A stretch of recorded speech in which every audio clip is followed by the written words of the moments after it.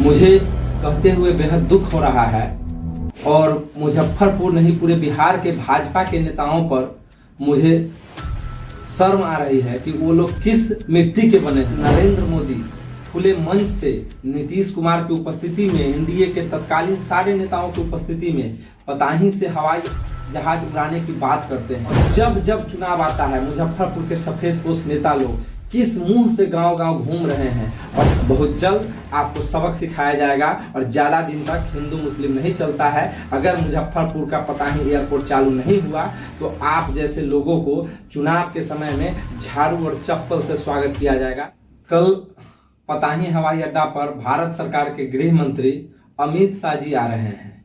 मुझे कहते हुए बेहद दुख हो रहा है और मुजफ्फरपुर नहीं पूरे बिहार के भाजपा के नेताओं पर मुझे शर्म आ रही है कि वो लोग किस मिट्टी के बने हुए हैं। अपनी मुजफ्फरपुर की धरती लगातार, चाहे 2014 का चुनाव हो या 2019 का लोकसभा चुनाव हो, उसमें नरेंद्र मोदी खुले मंच से नीतीश कुमार की उपस्थिति में, एनडीए के तत्कालीन सारे नेताओं की उपस्थिति में पताही से हवाई जहाज उड़ाने की बात करते हैं और समय देते हैं कि इस कार्यकाल में उड़ेगा, और वो लगातार फेल हो जाते हैं अपने बात से। और जब जब चुनाव आता है मुजफ्फरपुर के सफेदपोश नेता लोग किस मुंह से गांव गांव घूम रहे हैं और जाके कहते हैं कि नीतीश कुमार ने जमीन नहीं दिया। अगर यही बात था तो चुनाव से पहले अगर नीतीश कुमार अड़चन कर रहे थे तो जनता के बीच में ये बात जाना चाहिए था ना कि नीतीश कुमार जमीन नहीं दे रहे हैं, बिहार सरकार जमीन नहीं दे रहा है। मुझे शर्म आती है आप लोगों के इस टिप्पणी पर। मुंह में शब्द तो बहुत खराब है, लेकिन मुजफ्फरपुर की धरती के यहाँ के जो नौजवान, यहाँ के बुद्धिजीवी व्यापारी वर्ग के लोग हैं वो कभी आपको माफ नहीं करेंगे।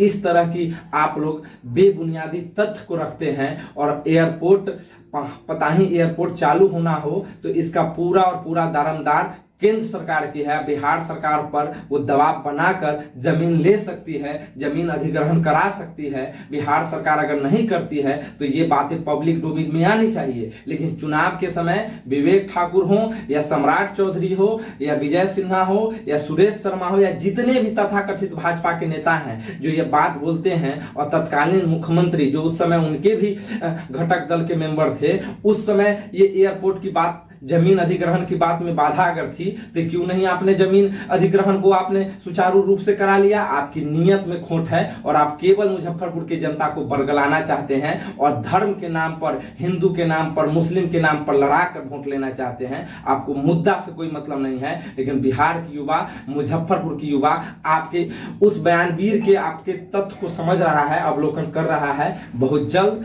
आपको सबक सिखाया जाएगा और ज्यादा दिन तक हिंदू मुस्लिम नहीं चलता है। अगर मुजफ्फरपुर का पताही एयरपोर्ट चालू नहीं हुआ तो आप जैसे लोगों को चुनाव के समय में झाड़ू और चप्पल से स्वागत किया जाएगा जो भाजपा के नाम पर वोट मांगने आएगा। जय युवा, जय बिहार, जय मुजफ्फरपुर।